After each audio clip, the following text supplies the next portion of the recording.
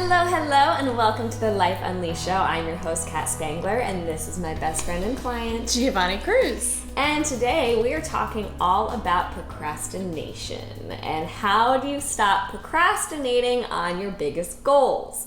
So we were talking before we actually hit record on this about how we were as children around procrastination, and we could not have been more opposite. So different. So why don't you start and tell them, like, what was your experience? I think I was probably more like the normal child, where I'm pretty sure, if I looked around, if I recall correctly, I was probably more the normal child, and you were the weirdo.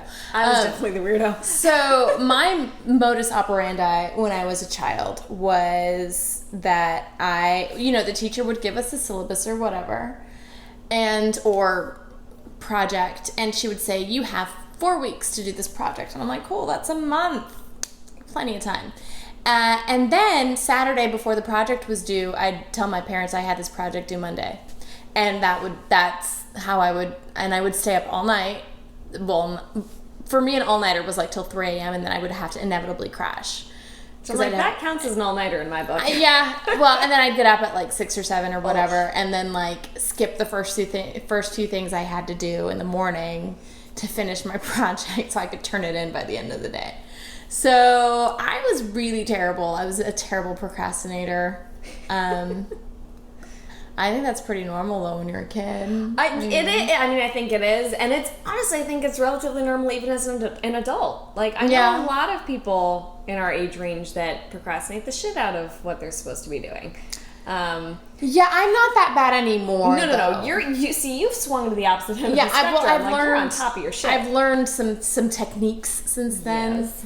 But I digress. So you were the weirdo kid. I was the exact opposite. And I was thinking about this, and I there's no way of knowing if this is just a personality thing or if it was actually related more to health, because I was the exact opposite of her. Like, if we were given a paper that was due at the end of the semester, I would literally go in my planner. I was obsessive about my calendar. I had everything in it. And I would break it down so I would only have to spend like 5 or 10 minutes a day doing stuff, working on it, so that I never had to do that big push at the end. So while everybody else around me, like you, was freaking out, oh my God, I have to do this, I'm like, oh, I'm done. I'm like, that was done 2 months ago. Yeah. But see, there's also something to be said that, like, we talked about this a few weeks ago where it was like, if you give somebody 20 minutes to do something, they're going to take all 20 minutes to do it.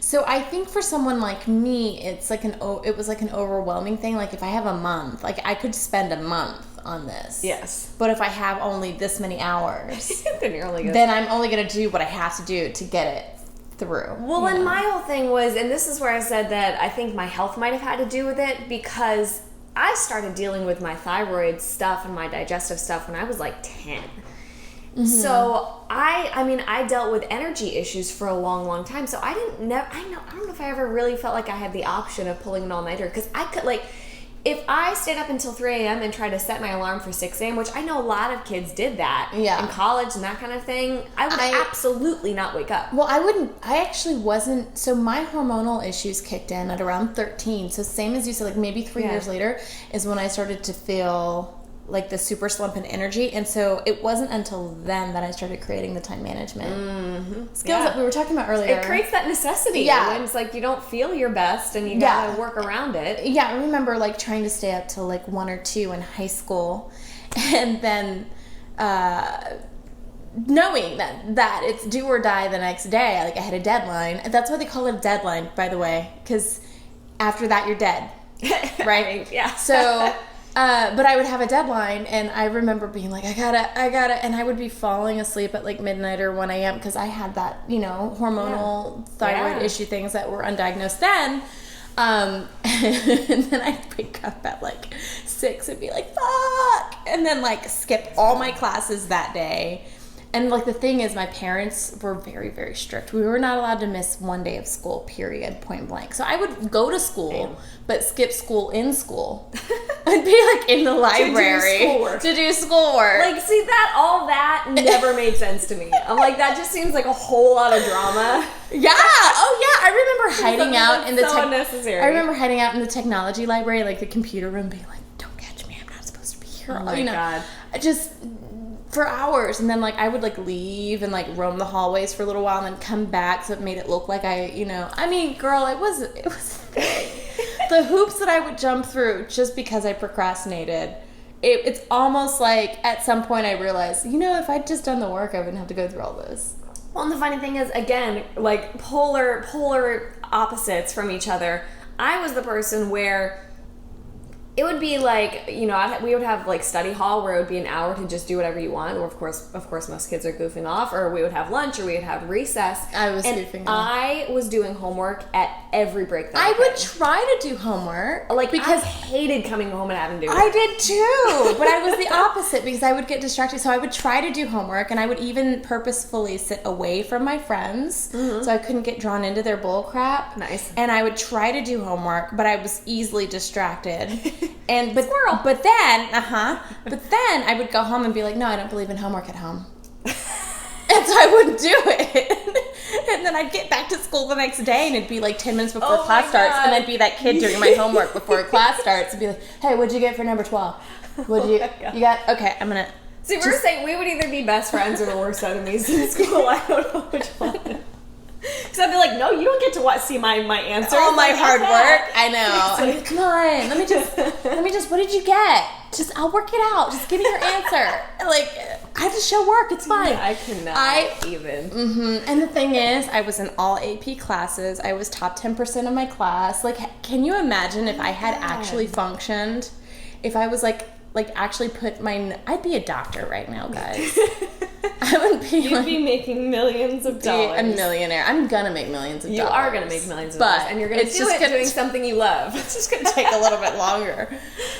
Oh my God. Well, so yeah, if you are struggling with this, if you guys listen to the podcast, I'm pointing to Gio. Yeah. If you're me, if you're Giovanni, we have some tools for you.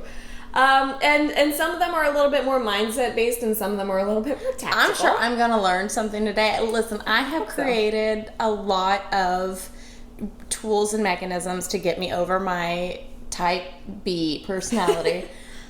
But it is. In fact, we were talking last week or 2 weeks ago how, and maybe you're like me, you'll set your mind to a task and you'll get to like 80%. Yeah. And then you'll bail. Yeah. So that's a piece of it. That's for a thing. Sure. That's a thing. All right, well, let's get started. So let's jump in. So step number 1, this is more of a mindset thing than anything. So, and honestly, like when I wrote this out, I'm really thinking about like if you're procrastinating, I mean, it applies across the board, but if you're procrastinating really starting a business, if you're procrastinating, starting that fitness program, of course, those are my 2 kind of wheelhouses. But they can apply regardless. You're writing a book, other project, insert project here. Insert project here, exactly. So step number 1 is to stop trying to be a perfectionist and stop, I used to do this all the time where it was like, no, I have to have the website perfect. I have to have my business cards perfect. I have to have the perfect marketing messages. I have to have the perfect name, da-da-da-da.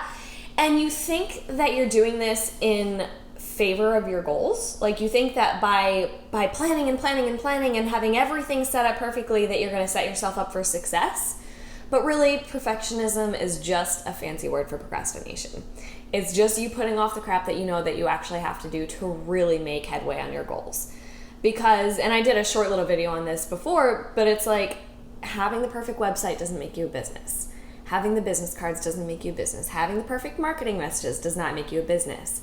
Getting out there, putting your stuff out there and getting clients makes you a business. Same thing with like trying to lose weight. You're smiling, you're laughing. Are you laughing at me? No. I don't know what the reaction is. I'm just taking everything you're saying and remembering all of the shit that I personally, and I'm sure people at home are going, oh yeah, I've done that. Did that Been once. there. Been thinking got that t-shirt. And same thing goes for like the weight loss side of things. Like, oh, I have to get the shoes and I have to get the thing and I have to get the gym membership and I have to get the perfect trainer and the perfect workout plan and move. Get outside and walk. I've definitely been in the earlier years of my career. I've always been a chubby girl. I mean, and you may look at me now and go, you're not chubby. But, you know, for film and television, I am... It is a different world. It's a different world. It's a different standard. I am considered chubby. So, and if you're not watching this podcast, you look this podcast up on YouTube and you look at me. There will be a link. You look at me and you tell me you're not chubby. But anyways, he'll be like, I wonder if this girl really is as chubby. She says she is.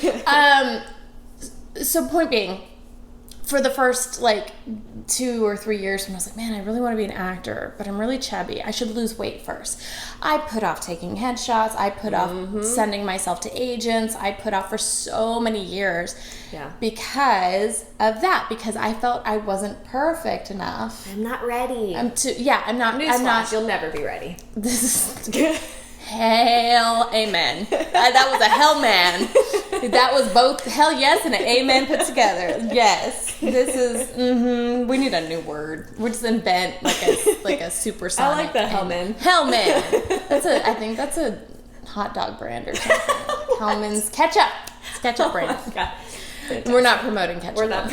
Anyway, so perfectionism is another word for procrastination. Yes. It's so true. Let it go. And here's the thing, the only way, first of all, no one is ever going to be perfect. You're never going to be ready. We just need to accept those facts. But also, the only way you get good at the thing you want to do is by being shitty first. You gotta suck for a while. Let's be real. Let's be real. You gotta be really bad. Believe me. Oh my God. I don't take anything down. It's unfortunate though. I think I did close down my old website, which had all of my original blogs from when I was in college. You guys, there is some stuff out there of mine that is awful. I mean, the old YouTube stuff, you can scroll back in my YouTube and see some of the first attempts at some different things that I've done. Yeah. Do you remember that one time when I did the entire month where I was like, I'm going to prep to go to the beach and I'm going to do my shred program for 4 weeks leading up to it. And I was like, and I'm going to document everything. I thought that was great, though. It was a good idea, but it was executed poorly.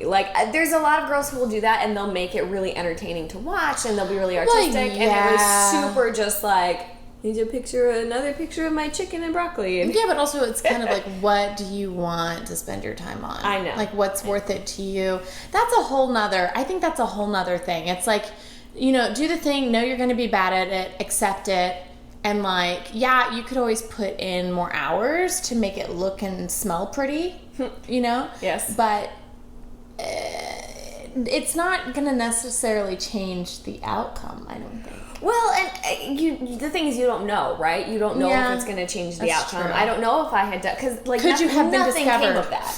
Nothing came of that at all. You might have annoyed some people. I might have annoyed some people. I probably did. I know I annoyed my boyfriend for sure. You might have annoyed some people. He was getting so annoyed at me taking pictures of every little thing, and I would post every little thing, and I'm always being like, wait, babe, wait, I have to take... Yeah. It's just okay, this is too much. But you're right. You have to kind of be a failure at things in the beginning in order to learn from them, and Lord knows it's true for me. I spent a lot of years making a lot of mistakes thinking that it was the professional thing to do, or I think what it is we come in with these preconceived notions of what it looks like to be a professional in this field until you realize you're wrong and that it's a very amateur thing to think, and that's how professionals know that you're an amateur, because that's your mindset. Right. Yeah. I think if you really, if you listen to the best of the best, they're always going to be the ones who are get messy, fuck it up. Just it's not gonna look the way you think it's gonna look. Ever. Never. And however much you plan, what I was planning a year ago, my business looks nothing like that. It just doesn't. Because things shift, things change, you learn, you grow, you adapt, all these things happen along the journey, but you only can get that adaptation, you only can get that growth by doing. Yeah. Don't get in that analysis paralysis. Yeah, well, gosh, we've all seen it. This chart where it's what I think success looks like. And it's this upward just diagonal line, a really clean diagonal line. And then it's what success really looks like. And it looks like a 3-year-old with a crayon just kind of squiggled all over the place, whatever. Yeah. And it's true. I don't know how I've gotten this far. Yeah. I mean, I can look back and I know that there are certain milestones that I hit. Yeah. But I don't know how I did that. Yeah. Yeah, well, yeah, because I mean, there was no way of predicting. The thing is that, and this we'll touch on in step number 4, but looking to others who can look back and pinpoint, okay, these were the milestones, and this is how I hit that milestone. That can help. But as you're going on your own journey, you're not always going to know the step that's going to get you to the next place. You just have to keep moving forward. Yeah. Exactly. Yeah. So progress, not perfection. It's something that we say all the time. Precisely. Progress, not perfection. Progress. Ooh, say that 5 times fast. Progress, not perfection. Progress, not perfection. Progress, not perfection. She got this. Yes. Yeah. But yeah, no, perfectionism is the killer of dreams. So don't do that. Don't do that thing anymore. And if you're listening to this and you know you're a perfectionist and you're like, oh yeah, preach, that's me, and then you go back home and you're like, you dive right back into, oh, I gotta make the website perfect. Stop it. Recognize when you're falling back into these habits. Like, I do that constantly, where I will notice myself falling back into my negative patterns, but I'm constantly aware of what I'm doing. And if you're aware of it, you can stop it. But it's when you just go into autopilot that's when you start falling back into these things where, you know, listening to this podcast, the only way for it to have that effect on your life is for you to have enough self-awareness to recognize when you're falling back into. So I would like to throw a tool out there, something that helped me get over some perfectionism. I mean, because even though I'm a type B personality, the reason why I would not proceed is because I felt like A, I had all the time in the world to make it right, to make it perfect, and B, it would never be perfect, right? And so if why do it if it's not going to be right the first time, you know? So I had a teacher that used to tell me, just put the first draft out there. You know it's a draft. You can always go back and edit it. Just do the thing, put the draft out there. You can go back and edit it later. Yeah. So that's really powerful advice. The other advice that I got was set your timer to 20 minutes. Set a little egg timer to 20 minutes. Focus on the task for 20 minutes, 2 or 3 times a day, and you will actually get more done than trying to spend 5 hours on this one task or 3 hours on this one task if you just focus on 20-minute increments a day, which is exactly what you did. Yeah. As a child. Yes. Unbeknownst to me. To you. But I had a college professor. Advice, I had a college professor that told me it is scientifically proven that if you focus in 20-minute increments, you will get more done knowing that you only have 20 minutes than if you have an hour to sit here and work on these, you know, this task. Yeah. Which kind of, that segues nicely into our step number 2 to overcome procrastination, and that is to make it simple, make it easy, break it down. So I think a lot of times we procrastinate because we're so overwhelmed by the magnitude of whatever the goal is. So whether it's a really big project like writing a book, whether it's a really big undertaking like losing 50 pounds, whatever that might be, it's when you look at that big picture goal and you're just like, there's no way. There's no way that I can get from where I am now to there. I'm still working on it. Aren't we all? I was just thinking, like, wow, I'll have been married almost 2 years in October, and I only have 5 pounds to show for it, 5-pound weight loss to show for it. Hey, that's, considering when people get married that they tend to fall off the wagon, that's actually impressive. Okay. But you're not wrong. Like, that is, and it can get overwhelming, especially if you are, it's one thing to step back and look at the big picture and be overwhelmed. It also is hard to be in the middle of it and feel like, and we talked about this before, not getting that progress that you're wanting at the speed that you're wanting it. Yeah. So which it is can the speed I would like to be at the speed of normal. But apparently I work at the speed of turtle, so I mean, I'll get there eventually because I'm tenacious as fuck, but it's also come on. Something's got to give. Darn it. You know? Well, we're going to work on that whole 80% thing. Yeah. Where we've been talking a lot about the fact that she goes 80% of the way and then pulls herself back. So we'll do a podcast on that at some point. We're going to have to dive into that thing and the why behind it and figure it out and see if we can troubleshoot. Yeah. Because I'm sure there's lots of people out there struggling with the same thing. But I digress. Talking about making it simple, making it easy, it's kind of along the lines of what I said I did when I was a kid. And that is break down whatever task that you have. And this is something that I do in my Unleash Your Badass Entrepreneur program. So you have this big picture goal, break it down. And the thing is, I don't think people break it down enough. Like, a lot of people will start, for example, I'll go ahead and use, I'll use weight loss for this one. Why not? So they say, okay, I need to lose weight. And then they break it down into, okay, I need to work out and I need to eat healthy. And maybe they'll break down the eat healthy into, okay, I'm going to follow a certain diet. But they don't break it down further so that it feels super, super, super doable.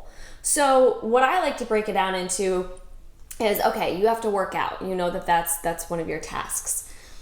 Number 1, put it in your calendar. Number 2, put your workout clothes in your car. Number 3, have a backup plan for, okay, these are the 3 videos that are all 20 minutes long that I can do on YouTube that if I don't want to go to the gym, if I don't have time, if I don't have anything else, then I'm going to go ahead and rely on one of these 3 videos. If you ended up hitting snooze on the alarm 3 times extra than you should have, and you don't actually make it to the gym like I did yesterday morning. Whoops. Then do that. Then you do a video. Exactly.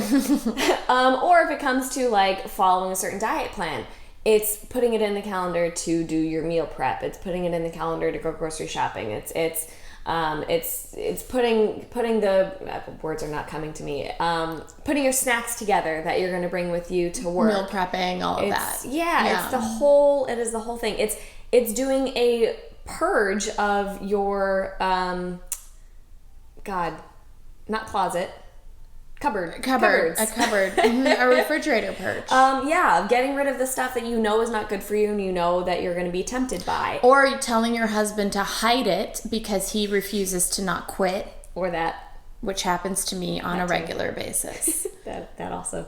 But yeah, like I did this when I was building out the curriculum for my, again, going to the Badass Entrepreneur program. That curriculum was massive and super intimidating for me. So I had to break down. I was like, okay, every single week, I'm only going to worry about one lesson. Just writing one lesson. And one lesson in 1 week felt super, super manageable. Like that, I could not even begin to deny and be like, oh no, I don't have time for that. Like you have to break down small enough that I like this. This was a tip from my, when I was in a precision nutrition's program. And they said, break down your goals into small enough habits that on a scale of 1 to 10, you feel at least an 8 on confidence that you're going to be able to do it. And if you answer that it's less than an 8, then you have to figure out how to break it down even further until it is at least an 8. Does that make sense? I mean, yeah, but doesn't that seem maddening to you? Like, I just... Okay, tell me what's maddening about it. I'm curious. As a person who... Okay, you're a very patient human. Kat Spangler is incredibly patient. She's a saint. Really. Really not. I'm a little bit more fiery. I've got a little bit more fire in my belly. And so having to break things down that much seems really like... I mean, practical, obviously, but also for somebody like me who's got a massive ego, like just, I don't, but for the purposes of my own argument, for somebody like me who has a massive ego, like it just seems like it would be so maddening to have to like basically babysit myself until I get the stuff done. Well, here's the thing. If you're not doing the thing, and I'm playing devil's advocate. Yeah, no. That's completely valid. And I'm happy that you said that. And this is, I'm going to be a little bit tough love coach right now. If you are procrastinating, if you are putting stuff off, if you are not able to get your homework done, you're gonna have to baby yourself a little bit. Yeah. Like that's not adulting mode, guys. Like. This is me trying to not be a dick, but... And I will be the first to admit that, like, I throw tantrums. Like, my brain throws tantrums when something is like, I'm not a baby anymore. But, like, I'm acting like a total child. But it's like, if you're acting like a child, then we're going to have to give you the training wheels a little bit. Yeah. So, like, if you're not doing it... And here's the thing. It's really not babying. It really is, like, this is... I mean, if you're talking about even looking at, like, the High Performance Habits by Brendon Burchard and this and that, like, again, if you look at what the best of the best do, they break down their goals. Rachel Hollis talks about this all the time. She breaks down her goals. It's, the 10-year broken down into the 5-year, broken down into the year, broken down into the months, the weeks, the days. Like, that's how it gets done, because you can't tackle the whole thing all at once. Right, and I totally... It's just not realistic.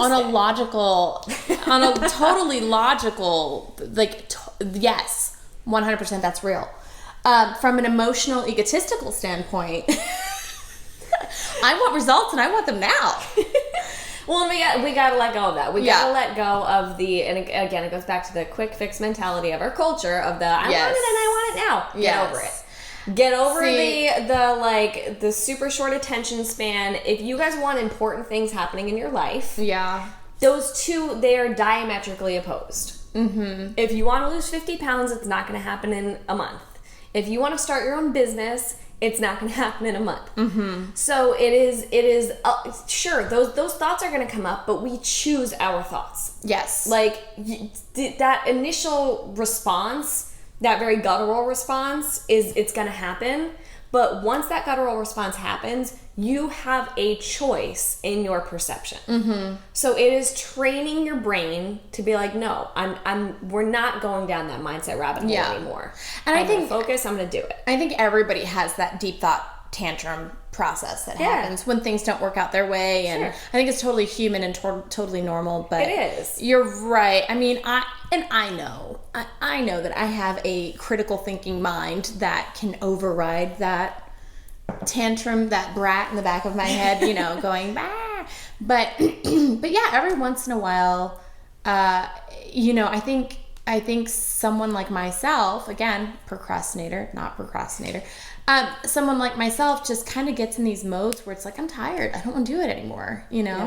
How do I find the motivation to keep moving forward? Which we've talked about motivation last week. Yeah, or the week before that. Definitely go and check that. Definitely check out that podcast. Yeah. And I am a highly motivated person, but I'm also like, Kat and I have mentioned a few times, I'm an 80-20 kind of gal where I get 80% there and I'm like, I'm done. And the finish line is still 20% off. Right. I'm like, I'm done. So clearly not totally a perfectionist.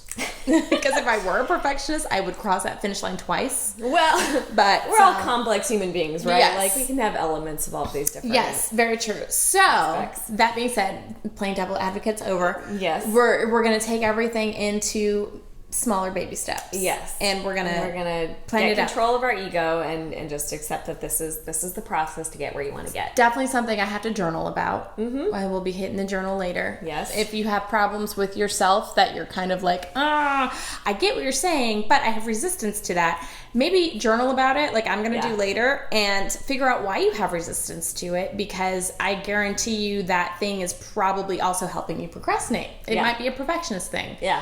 Exactly. That you could pinpoint and get over. And because again, once you learn where things come from, it's a lot easier to overcome them. Right. What do they say? Knowing is half the battle. Usually, it's starting is half the battle, but sure, we'll go with that. Starting is half the. Well, that's your new saying. Yeah. Oh, I've always said the battle. I've always said knowing is half the battle. Like if you don't know what you don't know. Yeah. You gotta learn what you don't know before you can know what you need to know.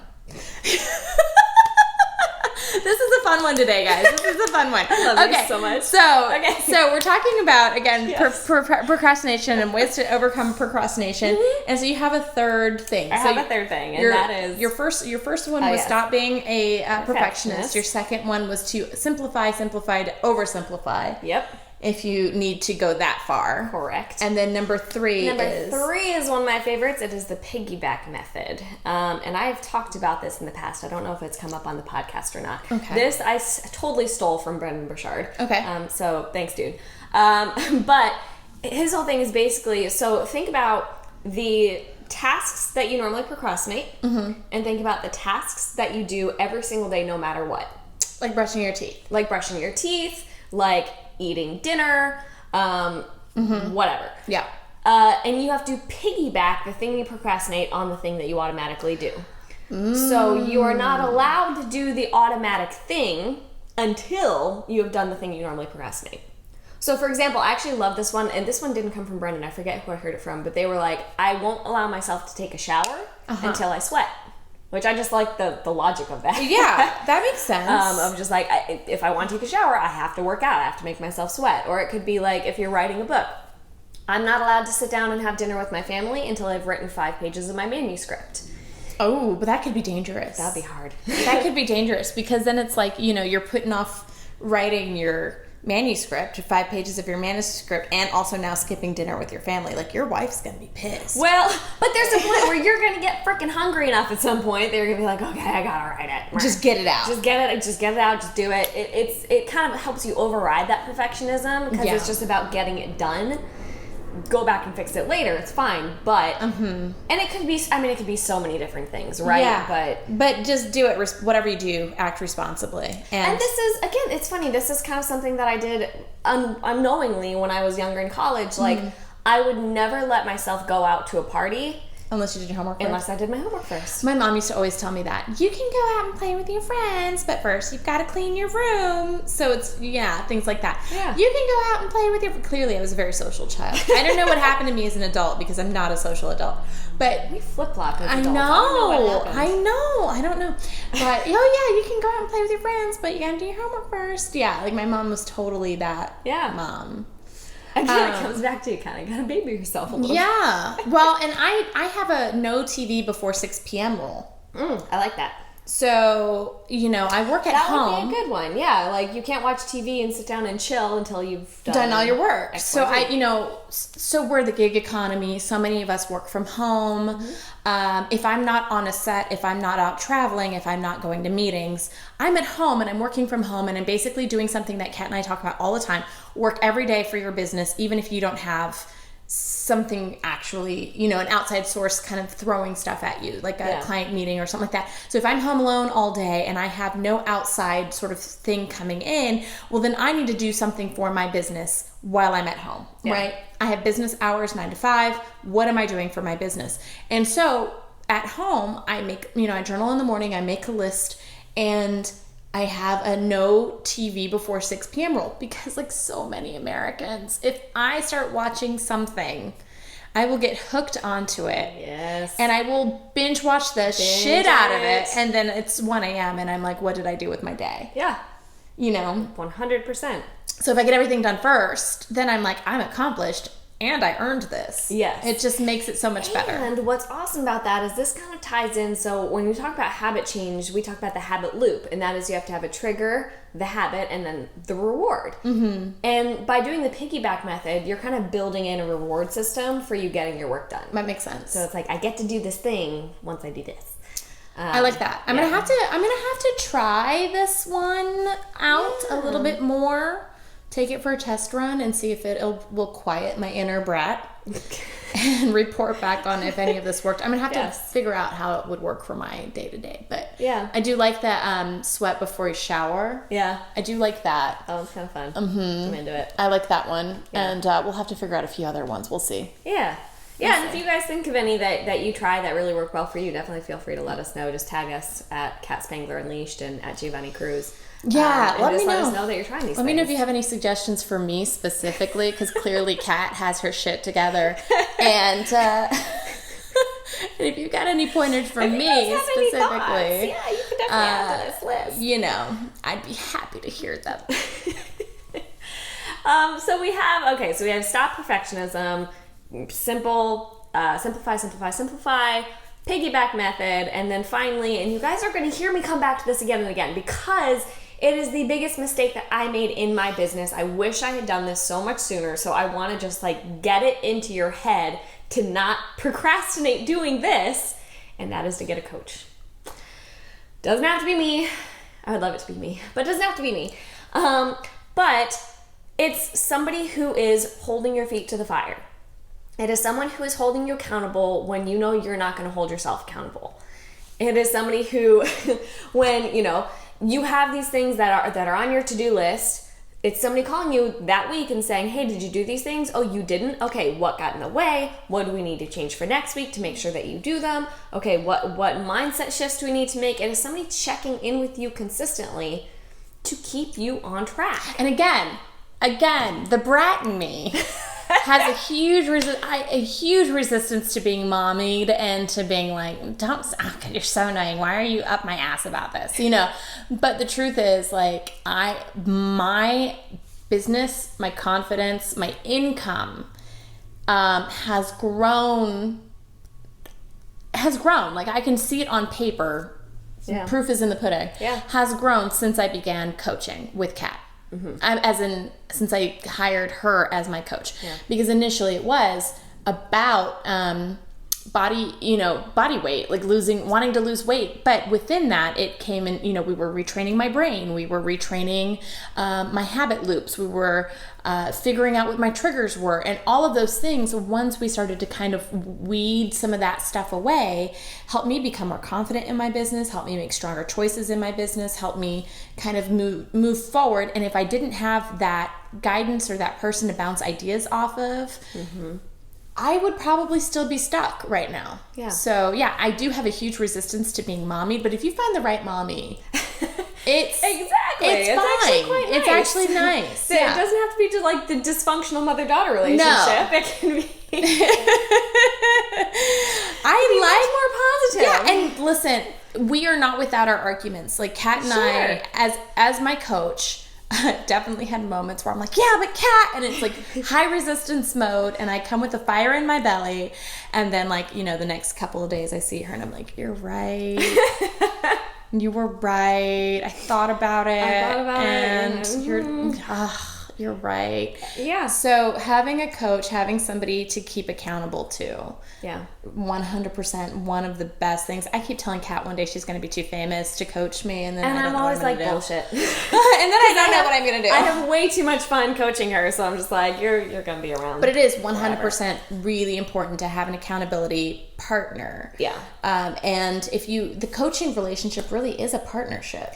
It is. I mean, that's the things that I have my courses, but each of them has a coaching element with me because I'm like, yeah, I can give you the steps, but the magic is in the collaboration. The magic is in you telling me what you're struggling with this week and me figuring out together what the fix is. Because it's going to be different for everybody based on your personality type, based on your lifestyle, based on your goals, based on all these different things. So it really, and this is coming from, like, yes, I'm a coach. I also hire coaches. Like, this is something that I do, and I like, it's funny now having a coach, I can't imagine not. I spent the first 3 years of my business just struggling like crazy not having one. But it really, like, it is so unbelievably worth it. And it's funny, I was listening to, because I think a lot of people, they'll hesitate with getting a coach usually because of the money aspect, right? It's like, oh, I just don't have the money to invest in that, blah, blah, blah. I was listening to a podcast this morning, Amy Porterfield's podcast, Online Marketing Made Easy. It is so, so good. If you guys have like an online business, she's fantastic. But she was talking about, she made the very good point. She was like, money issues, it's very rare that money issues really are money issues. Every once in a while, you really will have somebody who truly, genuinely cannot afford it. But more often than not, we will find the money for what is important to us if we perceive the value to be high enough. You got a friend getting married in Seattle, but it's going to cost you $1,000 to get there. You will find that $1,000 to get there. And I love, so this was, I forget where I heard this, but I love this example. If I were to tell you that I will give you $1 million if you can come up with 10,000 on your own, you're going to come up with 10,000 on your own. You'll mortgage something. It may be irresponsible. No, I'm just teasing. It may be irresponsible, but it's true. It is 100% true. There are things that I look at that cost $100 that I'm like, that is so expensive. I'm not spending my money on that because I've assessed its value. Yes. And to me, its value is no. But then I've looked at things that I'm like, $2,000. I'm like, $2,000? That's a great deal. That's, because I've assessed its value as more valuable than that. Yeah. So in the beginning, my big hang up with wanting a coach was money. I did not think I had the money to hire a coach consistently. It is expensive. It's also worth it. It pays for itself. In my experience, it pays for itself. Now I can't imagine going the opposite way. And when people say, oh yeah, I would love to do this program, but it's so expensive. And I'm like, but think about how it will pay for itself, in dividends. you end up producing more than what you're spending, and therefore, if your energy, in my case, hiring a physical coach helped me, again, clear out the cobwebs, get more energy. That energy therefore rolls into my business. My business expands, I make more money. So now the initial cost is no longer relevant. Yeah, no, exactly. And it's funny you said that, and I was thinking about how when we first started working together, there was a lot of I remember you coming being like, oh my God, I just had no energy, and she would just stay on the couch for long periods of time and watch TV. And now you just mentioned that you're like, no. So if you're still listening to the podcast, again, Kat has not learned to put her phone on Do Not Disturb. Yeah, I'm popular today. I don't know what's happening. happening. Popular. It's lunchtime. Everybody's trying to get a hold of their coach. Whoops. But yeah, so long story short, get a coach. Coaches are awesome. And I will say too, if you get a coach that you really, really bond with, this is something that I love about you, is that my successes are Kat's successes. When I booked October Project, for instance. God, yes. Homegirl was so happy for me. I almost It cried. was almost like... Yeah, it was like myself reflected in somebody else because they know how hard I'm working. Like that in itself is validation. Yeah. Even if nobody else knows what I'm doing because nobody else is allowed to know what I'm doing, this person knows. I mean, I can confide in them and knows. And it's great because you're sincerely happy for your clients when they achieve something that before seemed just like this goal that was way out here. Yeah, it seemed like that impossible goal that all of a sudden just came into reality. That was unreal. Like I said, I might have cried a little bit. It's fine. And by the way, if you're on the podcast and you're hearing licking, that is my dog. Peanut. Because at some point she always likes to smack her mouth during the podcast. Yeah, she's a sweetie though. She is a sweetheart. So let's recap really quickly now that we've gone off several bunny trails. Yes. That's me. I had a trails. lot of coffee today, so I'm really hyped. I'm a good hype girl though. Yeah, you are. So we're talking about perfectionism today, and so procrastination. Oh, procrastination. Hello. See, I was a good hype girl. You were a good hype girl until I forgot what we were doing. So we're talking about procrastination today, and so your 4 tips to stop procrastinating are: stop your perfectionism, simplify, simplify, simplify, piggyback method all the way. Hire a freaking coach. Hire a freaking coach. And the one other thing, a little bonus tip that I'm going to say is if you're procrastinating, think about why you're procrastinating. If it's because you're not motivated, then you got to work on your motivation and go back and listen to the podcast or the episode on motivation, on keeping motivation when you're not getting where you want to get. Is it because you don't believe that you can get where you want to get even if you put in the work? I've been encountering that a lot in conversations lately as women who they want to do these things, but they're just like, I just don't believe I can do it. Or they're like, what's the point? Somebody else is going to take credit for it. Somebody else is going to do it. Somebody else, the market is oversaturated, whatever it is. So really dive into why it is that you are procrastinating. What is the belief system that's in place that is keeping you from working on your goals consistently? Because we're all about diving deep and figuring out the root causes for the issues that we have in our life, so that you can so you're not dealing with the surface level stuff. And if you want help with that, I always want to encourage you guys to schedule your free goal crusher call with me. And I will help you, number one, pinpoint maybe what that big obstacle is if you're unaware of it or you can't seem to figure it out, or if you do know what it is but you need help overcoming it. You're like, okay, I know what the problem is, but I just can't get over it. That's what I'll help you with on the coaching call. And then we'll create that broken down step-by-step plan that we talked about for your goal. So maybe we can do that next week with my 80-20 thing that I identified. Because that's essentially what it is. It's like, my resistance and how do we break it down to kind of root it. And you know what I mean? Like a taste of coaching. I actually really like this idea. Which might get real personal, so I'm not really sure I want to do it. Which means, of course, we're going to do it. Because who knows what'll come out. It might end up being super personal, as things are. When you start to dive real deep and pull stuff out, you might pull things out that you had forgotten about that are super personal, that you've just shoved so deep. Yeah.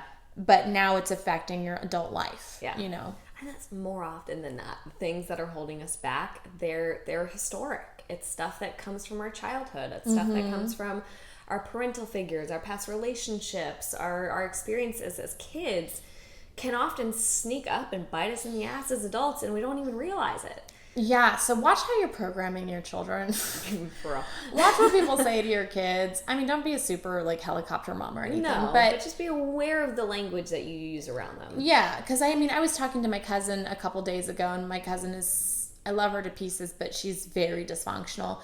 And she said something to me which really struck me. She said, I never believed I could do anything because one of our aunts said to her when we were, like, 10... Well, she was 10. I was like 3. But said to her, I don't think you're ever going to amount to anything. What? She said that to a 10-year-old? Yes, but her daughter was the same age, and there was always a competition between the two girls.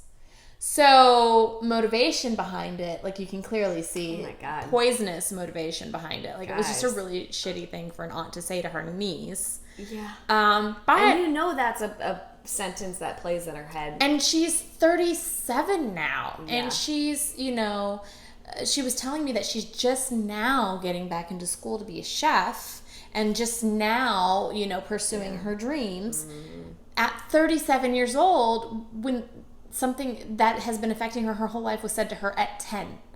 So, be careful what you say to your children. Yeah. But also, that's what coaching calls are for. Yes. Also, therapy sessions. If you believe in therapy, I do.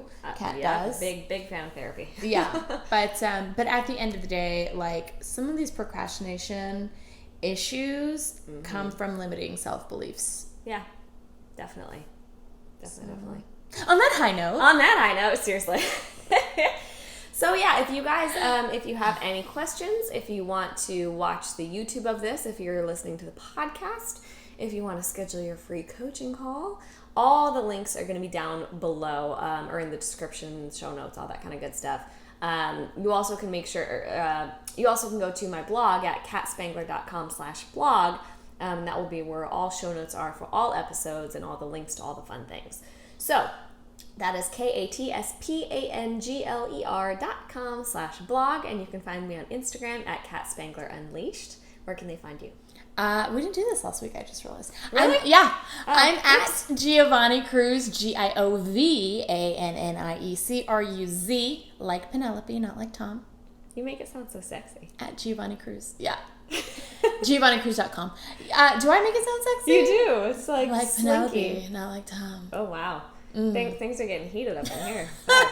We're having fun today. It's good I rate this explicit. Do you really? I do, because we curse. Oh. And badass is literally in the title, or no, it's not. We're Life Unleashed. But no, it's in the intro, in the automated intro. Yeah. I say badass. So yeah, we're explicit. But we're not. I mean, we're not, but we are. Oh. I just basically have to give the warning to like moms out there to be like, hey, don't listen to this in the car with and- your babies. Exactly. Got it. Precisely. Got it. But I have way too much fun cursing to not. Well, I read somewhere that women who curse are more intelligent. I've heard they're more intelligent. I've heard people who curse are more honest. So really, this is just a very intelligent, honest conversation that's happening on this podcast. There is scientific evidence to everything we say on this podcast. All of it. All of it. We just don't know where it is off the top of our I heads. We couldn't just link know you we to read it. it somewhere. It's there. It's there. The knowledge is there. Believe us, it's the truth. Okay, so that's... I love how long our exits are. It's always like they're longer 10 than the minutes podcast. long. Yeah, seriously. So this is Kat Spangler Unleashed. Yes, and and this is make how sure you... not to be a perfectionist. or procrastinator. Or procrastinator. Gosh Damn it, darn Gio. it. I'm so fired. You're so I'm fired. not allowed to do these anymore. No, you're really not. Make sure you guys subscribe if you are entertained by our shenanigans. And rate and review and share these episodes with your friends and family if you think that they are relevant, if you think that they would like them. If you don't and you think we're super annoying, just say nothing at all. Like what your mom said. If you don't have anything nice to say, Don't say anything